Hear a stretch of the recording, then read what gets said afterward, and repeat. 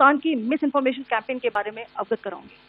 पहला, पाकिस्तान ने यह क्लेम किया कि उसने अपने JF-17 से हमारे S-400 व ब्रह्मोस मिसाइल बेस को नुकसान पहुंचाया, जो कि बिल्कुल गलत है। दूसरा, उसका यह भी मिस इन्फॉर्मेशन कैंपेन था कि हमारी एयरफील्ड, जो कि सिरसा, जम्मू, पठानकोट, बठिंडा, नलिया और भुज में है, ये उसका मिस इन्फॉर्मेशन भी बहुत गलत है।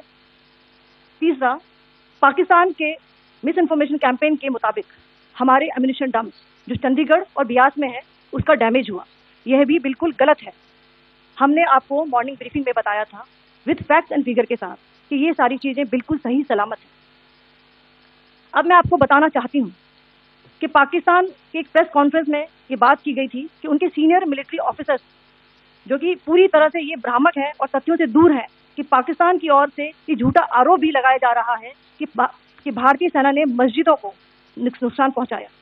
मैं इससे बिल्कुल स्पष्ट करना चाहती हूं कि India is a secular nation और हमारी सेना भारत के कॉन्स्टिट्यूशनल वैल्यूज की एक बहुत प्यारी झलक है। इंडियन आर्म फोर्सेस ने पाकिस्तान को बहुत भारी नुकसान पहुंचाया, उनके मिलिट्री इंफ्रास्ट्रक्चर्स को, चाहे वो लैंड एसेट्स हो या फिर उनके एयर एसेट्स। यही नहीं, इंडियन आर्म फोर्सेस ने पाकिस्तान की एयरफील्ड स्कर्दू, जकोबाबाद, सरगोदा और भुलारी को बहुत नुकसान पहुंचाया।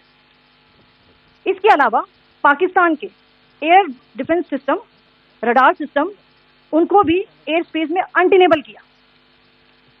यह भी बताना चाहती हूँ कि लाइन ऑफ कंट्रोल के पास पाकिस्तान के command and control, logistic installation और उनके मिलिट्री इंफ्रास्ट्रक्चर, मिलिट्री पर्सनल का इतना भारी नुकसान हुआ कि पाकिस्तान की ऑफेंसिव और डिफेंसिव कैपेबिलिटी को नष्ट कर दिया गया।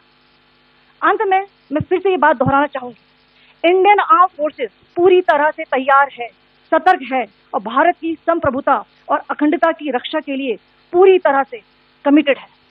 धन्यवाद। जय हिंद। हर खबर पाइए सीधा अपने मोबाइल पर।